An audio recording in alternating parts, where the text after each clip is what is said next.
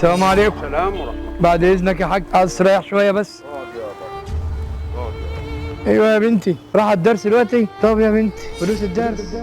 انا والله يا بنتي بسعى اول مش لاقي شغل عشان فلوس الدرس دي، بقى بدور مش راضيين يشغلوا راجل كبير، كل واحد اروح له عشان شغل ما فيش. اعمل ايه بس يا بنتي؟ قولي لي المدرس الحصه الجايه ولا حاجه نديله الفلوس، لازم يعني اخدهم النهارده.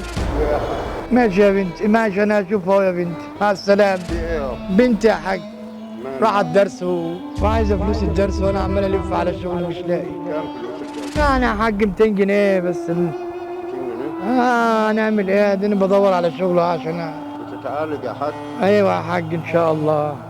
ما انتش قادر على الشغل يعني. انا بروح اشتغل عند الناس يقولوا انت راجل كبير مش هتقدر على شغلنا ومش هتقدر. هنعمل ايه بس؟ مش ما جربت تشتغل بوابة عمارة اي حاجة؟ والله رحت لفيت يا عم الحاج، كتير اي حاجة. لفيت عشان اشتغل مفيش.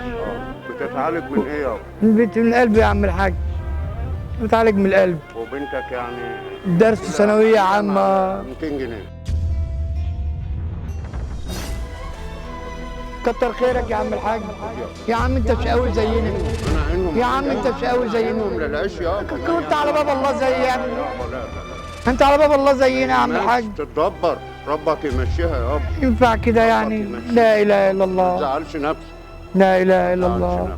كتر خيرك. ما تزعلش نفسك يابا. كتر خيرك يا عم الحاج. خمسة كيس بخمسة. في ميزان حسناتك يا خمسة كيس بخمسة. في ميزان حسناتك يا عم الحاج. خمسة كيس بخمسة. تشكر يا عم الحاج، كتر خيرك. نفسك. بارك الله فيك. كتر خيرك. ربنا يعينك. ما اروح ادي لها الفلوس. وقويك. اروح ادي لها بقى الفلوس بقى وافرحها، فلوس الدرس جت. ماشي يا حاج. ماشي يابا. الحمد لله.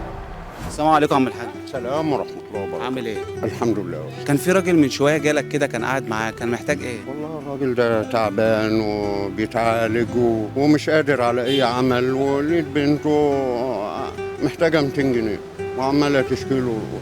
هتضطرب. طب وانت اديتهم له؟ هتضطرب من الدراسة بتاعتي. اديتهم. طب هو العيش ده بيكسبك ايه عشان تدي حد ما 200 جنيه؟ بيكسبش، بس يعني الدنيا بخير يا أستاذ، وربك اللي بيمشيها وربنا اللي بيعدلها، ربنا هو كل شيء سبحانه وتعالى. ربنا اللي بيرزق. الحمد لله ربنا اللي بيرزق طبعا. احنا بنعمل تجربه اجتماعيه يا حاج، واحنا برنامج اسمه الخير لاهل الخير. تمام. وانت من اهل الخير. الحمد لله الحمد لله. عايزك بقى تشوف لي ايه اللي ناقصك ومحتاج ايه وانا اعمله لك. والله اللي حضرتك شايف، انا بالنسبه لي يعني والله عليا نور وعليا ميه وعليا ما فيش كام كيس عيشه وامك مش قادر اعمل فرش. هتتعدل والخير لاهل الخير، واللي بيعمل خير بيلاقي خير، صح؟ الحمد لله صح؟ الحمد لله يا استاذ الحمد لله. وحضرتك تبعي.